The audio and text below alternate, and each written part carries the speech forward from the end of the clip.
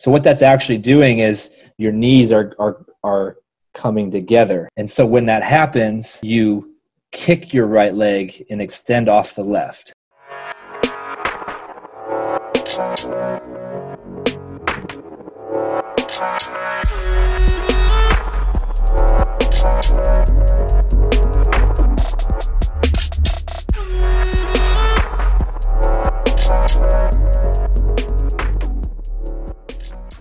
Out of the back, a little bit of like an extension off of my left leg. Yeah.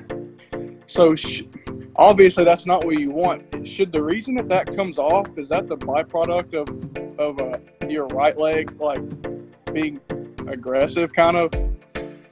So should I be active with my right and it pulls my left off? Is that kind of how it works? It is, but it's just as much related to keeping your knees apart. So you see this here? Mm-hmm. So what we want is that distance and tension like between your knees. We don't want that to change. So then as your left foot and you turn around your left foot, see if you look here, what's going on, your right side is rolling in rather than, you see that? Like rolling in. So what that's actually doing is your knees are coming together. And so when that happens, you kick your right leg and extend off the left. So when your hips narrow, the right leg will go out and kick up and around your left side. Rather than, just picture this, your knees are apart and they perfectly stay apart. So if you think about how fast your right leg would have to travel to keep up with your left leg turning.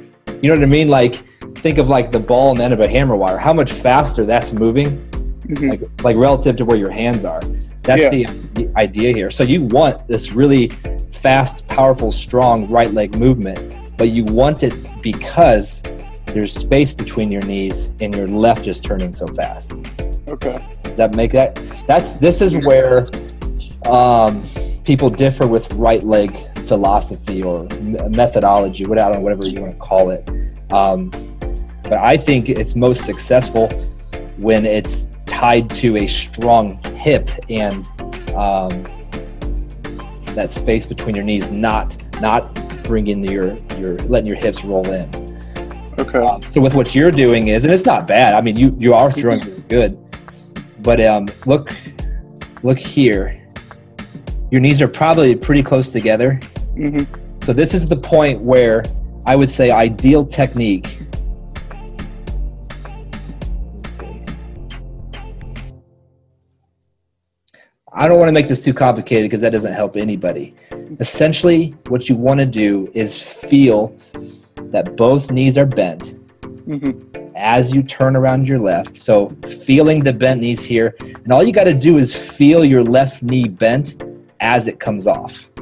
Okay. So your straightens, I'm going to make this layman's terms just for now, just at the very last second. Because like, look here, it's bent. That's beautiful. It's this point that now you switch your hips and this right leg is going to take over and go forward. But if you leave this knee bent, then that keeps that space between your knees. So it's like bent knee off now. Think how much faster that left is coming off as your right makes contact. Yeah. Like 2 frames faster.